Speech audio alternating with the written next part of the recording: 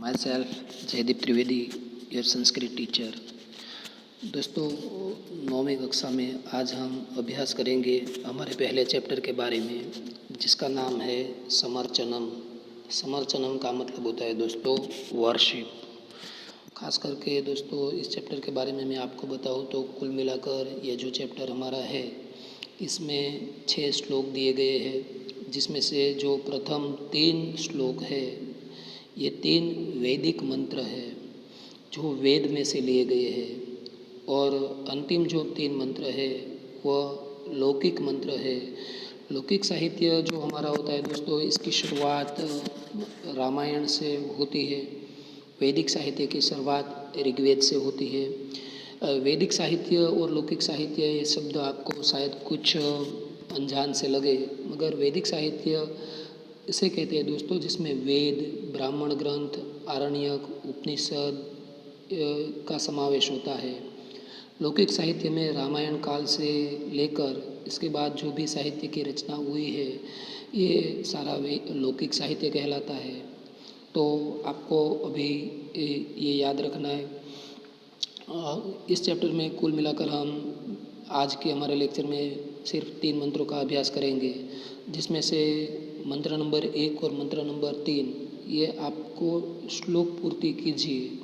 श्लोक पूर्ति में पूछा जाने वाला मंत्र है दोस्तों। श्लोक पूर्ति जो आपको 4 मार्क की पूछी जाती है, तो उसमें से इस श्लोक का ये जो काव्य है इसका कोई भी एक श्लोक, चाहे वह पहला श्लोक हो, चाहे वह तीसरा श्लोक हो, या तो छठा श्लोक हो, तो ये पूछा जा सकता है दोस्तों। तो चलिए हम बात करते हैं इसके पहले श्लोक के बारे में। दोस्तों पहला श्लोक इस प्रकार है, जिसका आप गान भी कर सकते हैं आसानी से। अग्निम इडे पुरोहितम यज्ञस्य देवम ऋत्विजम होतारम रत्नधातमम। तो इस प्रकार दोस्तों आप इसका गान भी कर सकते हैं। आपको आसानी हो इसलिए इस स्लाइड में मैंने साथ में इसका ट्रांसलेशन भी आपके सामने रखा है कि I am the priest of the यजन। यजन जो यज्ञ करता है, जो होम हवन करते हैं दोस्तों, जो यज्ञ करता है उसे यजन कहते हैं। कि I am the priest of the यजन, यानी कि मैं जो यज्ञ का जो देव है इसकी स्तुति करता हूँ।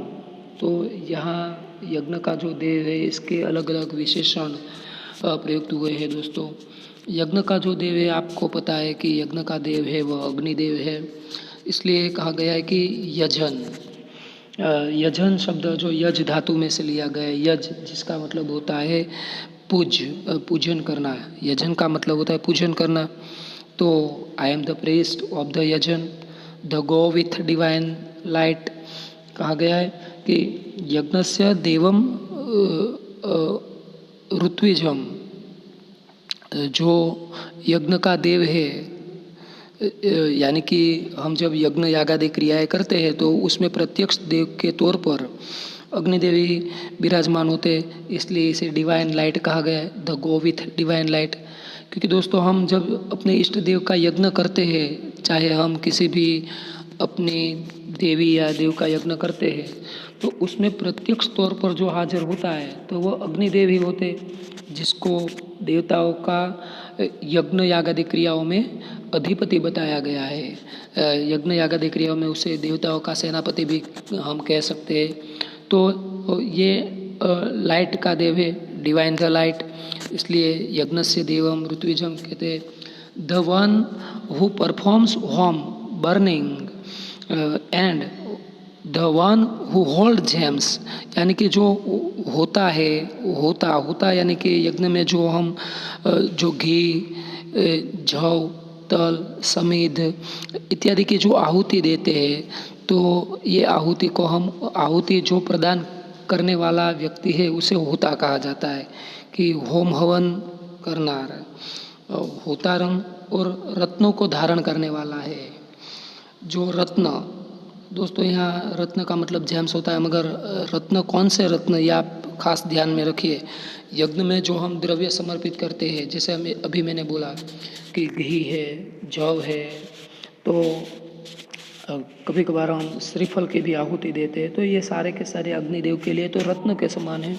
इसलिए कहा गया कि one who hold gems I praise the fire, यानी कि ये जो अग्निदेव है मैं इसका पूजन करता हूँ। कि यज्ञ का पुरोहित, यज्ञ का पुरोहित, पुरोहित मीन्स ब्राह्मण। पुरोहित शब्द दोस्तों ब्राह्मण के लिए भी प्रयुक्त होता है। जो हम यज्ञ याग आदि क्रियाएँ करते हैं तो उसके लिए सबसे पहले हमें ब्राह्मण की जरूर पड़ती है। तो ये ब्राह्मण है वह भी अग्निदेव का ही एक स्वरूप है। इसके बाद कहा गया यज्ञस्य देवम, यज्ञ का देव, यानी कि हम जिस देव को या जिस देवी को लक्ष्य में रखकर यज्ञ करते हैं वह यज्ञ का देव है। तो वह भी एक अग्नि का ही स्वरूप है। ऋत्विजम, ऋत्विज मीन्स यज्ञ करनार। यदि मैं यज्ञ करता हूँ तो मैं ऋत्विज हूँ। आप यज्ञ का आयोजन करते हैं तो आप ऋत्विज हैं। तो इस प्रकार ये यज्ञ का आयोजन करनार और रत्न को धारण करनार और यज्ञ में आहुति देनार, ये जो है इनकी मैं स्तुति करता हूँ। अग्निम इडे, इडे का मतलब होता है दोस्तों स्तुति करना। तो इस प्रकार कहा गया है कि यज्ञ कराने वाले ब्राह्मण, यज्ञ के देव, यज्ञ का जिसने आयोजन किया है वह, यज्ञ में आहुति देने वाले। दोस्तों आहुति देना अलग बात है और आयोजन करना अलग बात है। मैंने अपने घर पे यज्ञ का आयोजन किया है तो मैं ऋत्विज हूँ, मगर मैं आहुति देने के लिए अपने जो सगे संबंधी आए उन सबको बारी बारी बिठाता जाऊँ तो वह जब आहुति देते तो उस वक्त वह होता रम कहलाते हैं। उस वक्त उसे होता कहते। तो ये होता रम है और जो रत्न है वह धारण करता है। ऐसे अग्निदेव की मैं स्तुति करता हूँ। तो इस प्रकार दोस्तों आपको इसका ट्रांसलेशन आपके सामने है तो वो आप तैयार कर सकते हैं। I am the priest of the यजन, the god with divine light, the one who performs होम burning and the one who hold gems I praise the fire. इस प्रकार आप इसका दोस्तों आसानी से ट्रांसलेशन कर सकते हैं। श्लोक को समाप्त करने से पहले मैं एक बार और इसका गान आप कर ले, ऐसी आपसे एक बात करता हूँ। अग्निम इडे पुरोहितम यज्ञस्य देवं ऋत्विजम होतारम रत्नधातमम। इस प्रकार आप इसका आसानी से गान कर सकते हैं। दोस्तों यहाँ से संस्कृत में आपको क्वेश्चन पूछा जाए कि यज्ञ से देव कः अस्ति, यज्ञ से देव ऋत्विजम। यहाँ आप देखिए पूरा सेंटेंस यदि आपके दिमाग में है तो आप आसानी से कर सकते हैं, यज्ञ से देवम ऋत्विजम। और ठीक है, तो ये रहा हमारा पहला मंत्र। अब हम बात करते हैं दूसरे मंत्र की। दूसरा मंत्र इस प्रकार है। अग्ने व्रतपते व्रतम चरिष्यामि तच्छकेयम तन्मेराध्यताम इदम अहम अनुत्रात सत्यम उपेमी। ये जो दोस्तों मंत्र है वह अथर्ववेद में से लिया गया है कि ये मैं जो है वह असत्य से सत्य की ओर जाता हूँ। Dishonesty to the path of honesty, यानी कि जो मैं असत्य का जो मार्ग है उसे सत्य की ओर जा रहा हूँ। और इसके लिए इसमें अग्निदेव से दोस्तों प्रार्थना की गई है। क्या कहते हैं कि अग्नि व्रतपति, हे अग्निदेव तू व्रत यानी कि वॉस जो नियम होते, तू व्रत का स्वामी है। व्रत यानी कि रूल्स नियम, तू उसका स्वामी है। व्रतम चरिष्यामि, मैं उस तेरे व्रत का पालन करूँगा। तच्छकेयम, उसके लिए तच्छकेयम, तन्मेराध्यताम, उसकी मुझे सिद्धि कराओ। मैं व्रत का पालन कर सकूं और ऐसे तुम मुझे शक्ति दो, इसके लिए तुम मुझे सामर्थ्य दो, इसके लिए तुम मुझे काबिल बनाओ कि हे अग्नि तू व्रत का स्वामी है, मैं तेरा व्रत करूँगा, इसके लिए मुझे समर्थवान बना, मुझे सामर्थ्य दे। और आगे कहते हैं इदम अहम अनुत्रात सत्यम उपेमी, ये जो मैं है असत्य से अनृत, अनृत का मतलब होता है दोस्तों असत्य, तो ये मैं असत्य से सत्य के मार्ग पर जा रहा हूँ। तो यहाँ दोस्तों आपको रिक्त स्थान की पूर्ति कीजिए में ये क्वेश्चन पूछा जाए कि इदम अहम खाली जगह उपेमी, किस ओर जा रहा हूँ, तो सत्यम उपेमी आएगा दोस्तों। इदम अहम खाली जगह उपेमी, ये मैं रिक्त स्थान की ओर जा रहा हूँ, कहाँ, सत्य की ओर। रिक्त स्थान में आएगा शब्द सत्य। इदम अहम अनुत्रात सत्यम उपेमी। ठीक है दोस्तों, तो इस प्रकार इसमें से आपको क्वेश्चन इसके बारे में पूछे जा सकते हैं कि O Agnidev the lords of व्रत्स, अग्निदेव को लॉर्ड्स ऑफ व्रत्स कहा गया है दोस्तों। लॉर्ड ऑफ व्रत्स, व्रत्स यानी कि vow. O Agnidev lord of व्रत्स, I will abide by your vow, कि मैं तेरे व्रत का पालन करूँगा। I will abide by your vow, make me fulfil that the see I am moving from path of dishonesty to the path of honesty। देखिए make me fulfil, कि मुझे इसके लिए तू काबिल बना, मुझे इसकी सिद्धि करा। ये जो तेरा व्रत है मैं इसे सिद्ध करना चाहता हूँ, तुम मुझे मेक मी फुलफिल, इसकी सिद्धि कराओ।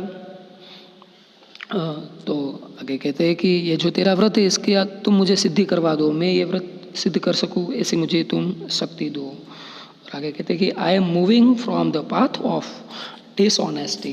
डिसऑनेस्टी का मतलब होता है दोस्तों अनृत, अनृत का मतलब होता है दोस्तों असत्य।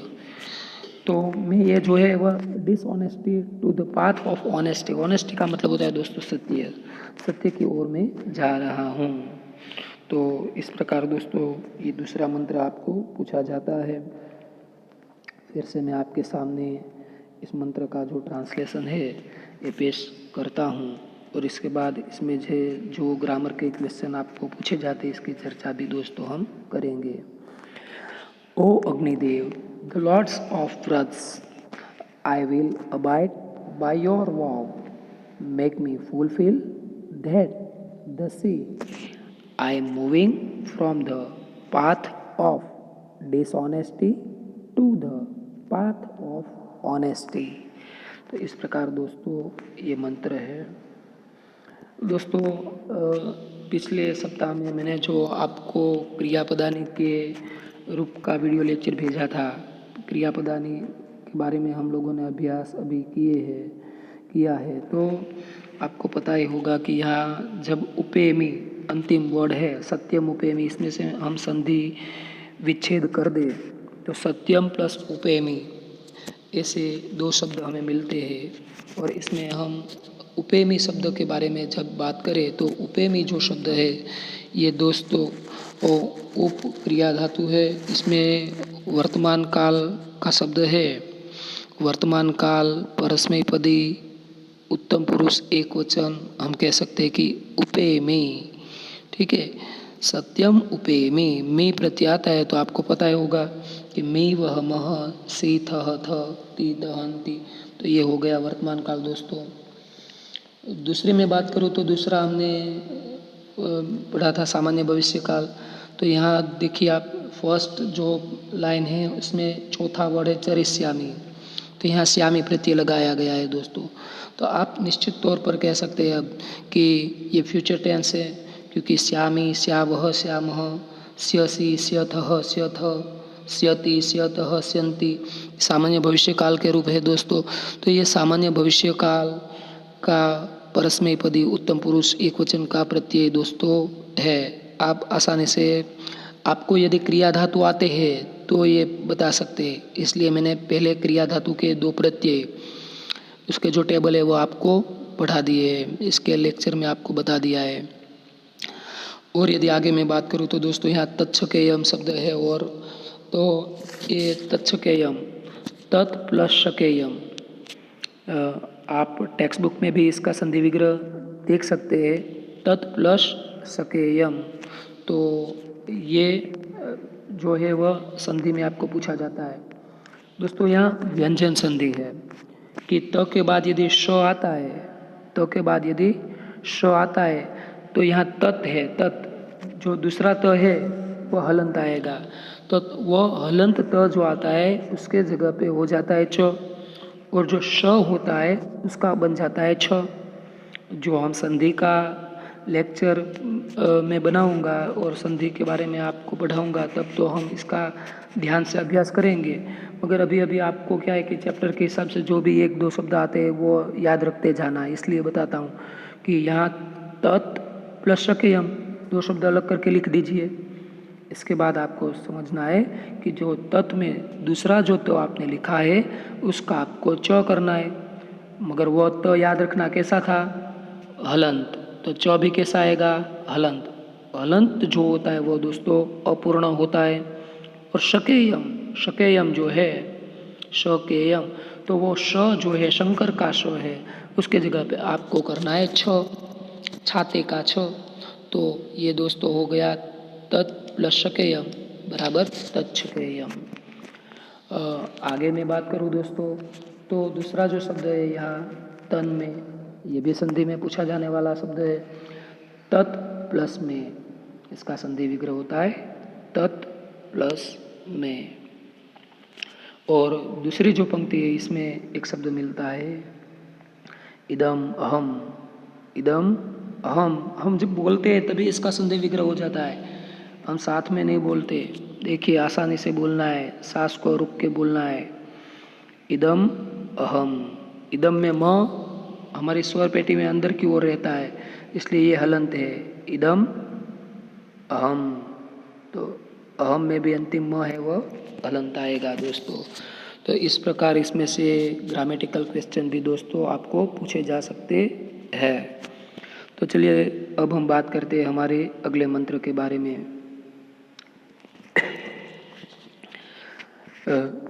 मंत्र नंबर 3 जो इस प्रकार है, नमः शंभवाय च मयोभवाय च, नमः शंकराय च महेश्वराय च, नमः शिवाय च शिवतराय च।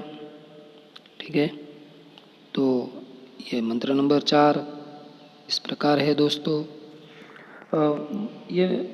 मंत्र नंबर 3 मैं आपको बता दूं कि ये जो मंत्र है दोस्तों आपने कई बार सुना ही होगा।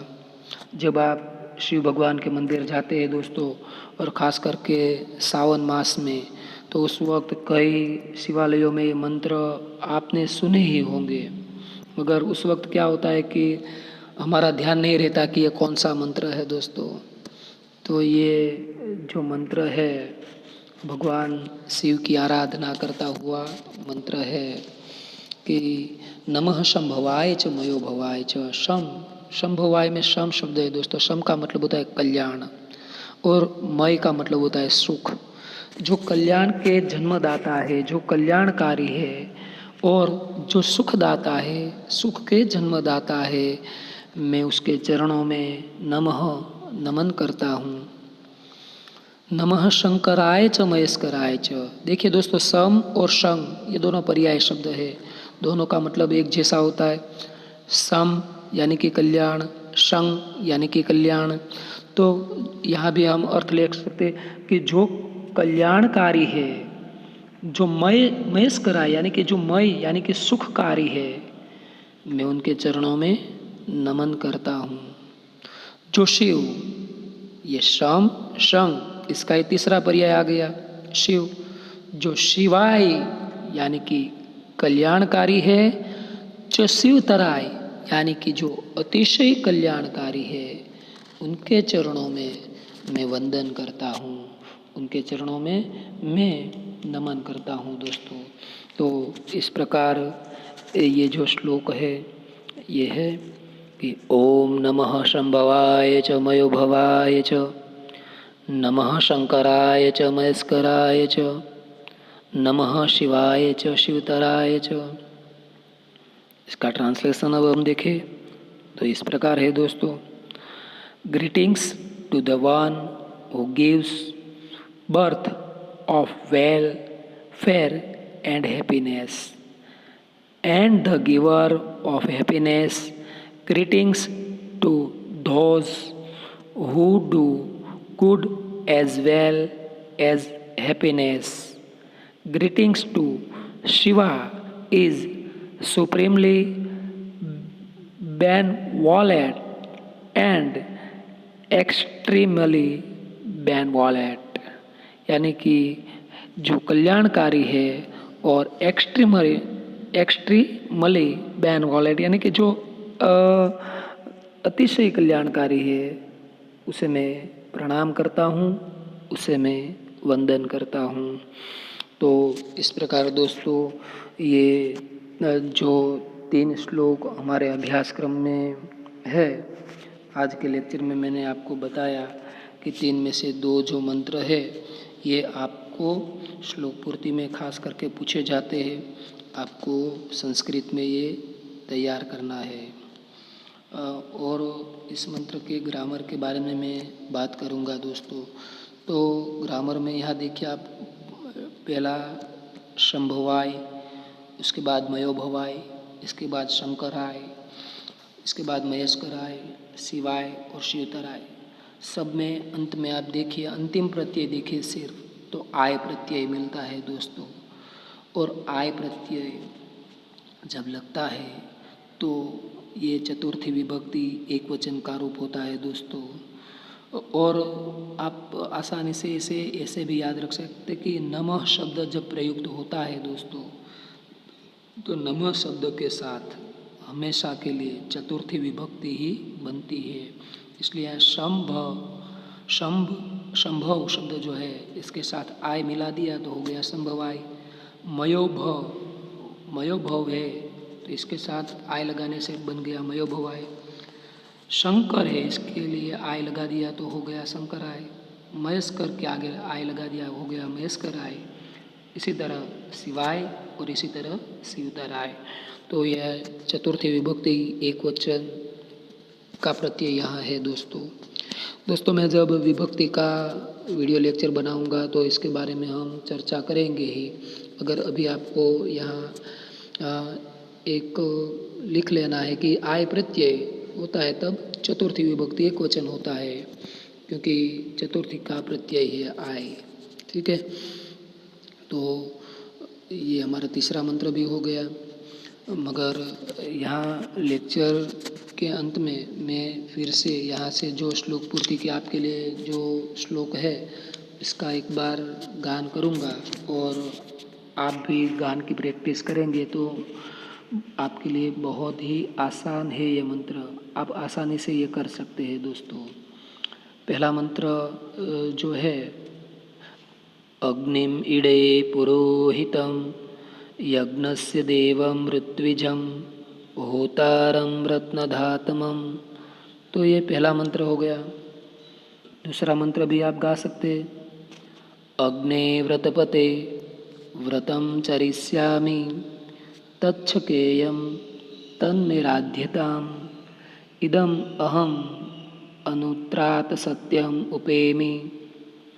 और ये तीसरा मंत्र तो आपके सामने है ही।